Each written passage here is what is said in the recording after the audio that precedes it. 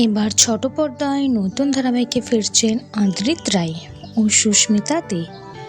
Bangla television প্রতিনিয়ত নতুন mega নিয়ে আসছে, তবে বেশিরভাগ মেগাই দর্শক পছন্দ করছে না। এবার জি বাংলা ছেড়ে স্টার জলসায় ফিরছে জনপ্রিয় অভিনেতা আদ্রিত রায় ও নায়িকা হিসেবে থাকছেন সুস্মিতা দে। বাংলা টকিন্সের অধীনে আসছে আদ্রিত সুস্মিতার নতুন মেগা। বেশ কিছুদিন আগে গুঞ্জন উঠেছিল, আর সেটি সত্য হতে চলেছে। সূত্রের খবর, বাংলা টকিন্সের আপকামিং ধারাবাহিকে থাকছে আদ্রিত রায় ও সুস্মিতা দে।